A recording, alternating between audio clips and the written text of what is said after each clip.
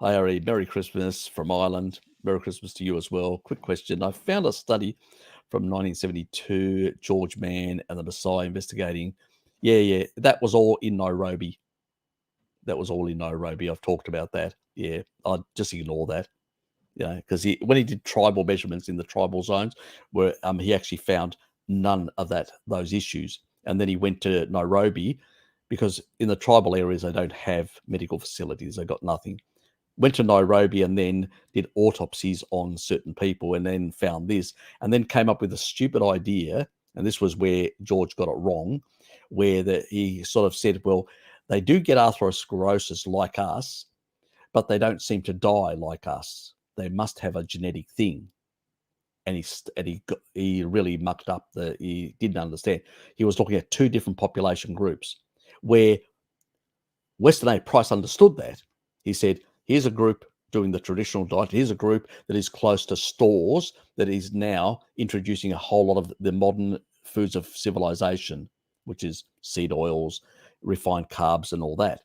And the same thing is happening in Nairobi. And even Mary Ruddock spoke about that, how in the schools where a lot of the Maasai kids go, they get fed this garbage. And then when they go back to the tribal areas, they can't tolerate pathogens in the environment. They're actually more sickly and they have more health issues than their siblings that live in the tribal areas and are not exposed to these foods. So even those kids now in the tribal areas are starting to be damaged by going to school and being fed inappropriate things. And she's running a program there trying to get, like for schools, like a cow and stuff like that, to provide milk to the kids, better quality food. So she's got a program that she's been running now for some time. But yeah, it's unfortunately, that research was all confounded because it was people living in Nairobi, which is the capital of Kenya, and those people in that are not doing their tribal diet of meat and milk. They are eating carbohydrates and using also oils. So, because a lot of oils are being used in a lot of cities around, and even back then, because it was cheaper, you know. So, and the colonial powers brought that stuff into the city areas because it was cheaper to transport, cheaper to use. Because actually, somebody put that a comment on one of my videos as well. Similar comment. It was a Vagoon that actually put it. Oh, their life expectancy is only 43 or something like that, along their lines, and this sort of nonsense about. I explained to him about the Nairobi stuff, this sort of stuff, and also the life expectancy is a bullshit thing. We've got a reverse pyramid in America, Australia. We've got an aging population. In Japan, an aging population. So it's a reverse pyramid.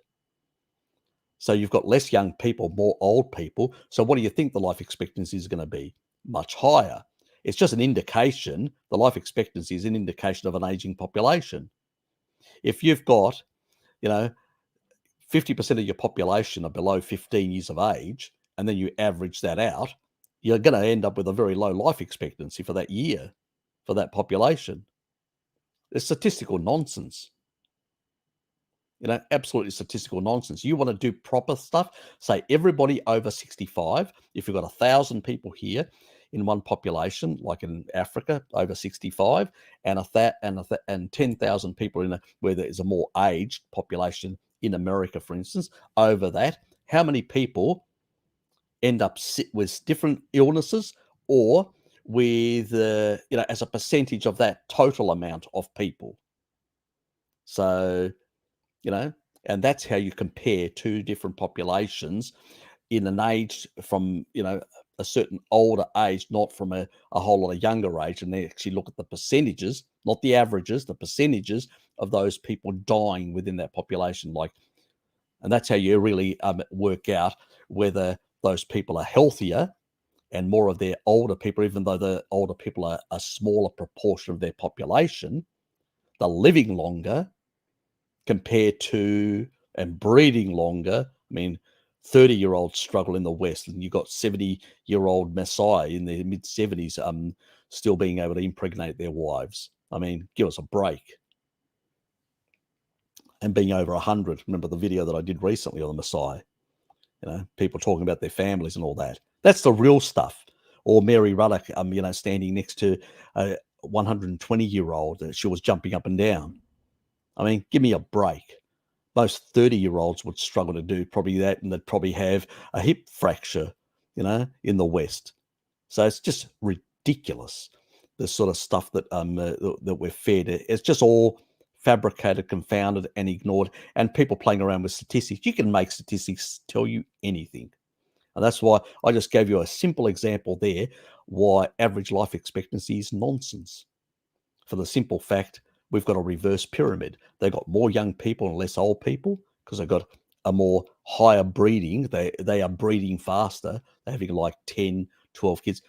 Forget about the even, and also the infant mortality, it does play a role, but even ignoring all that completely, the averages are still going to be skewed at a lower number.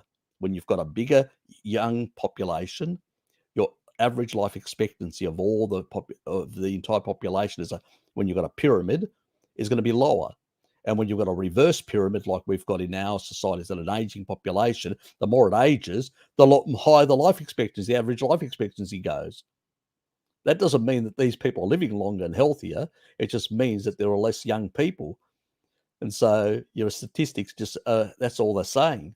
It's a bullshit thing. It should be thrown in the trash where it deserves to stay, because it is a bullshit thing to use as a measurement of health of a population.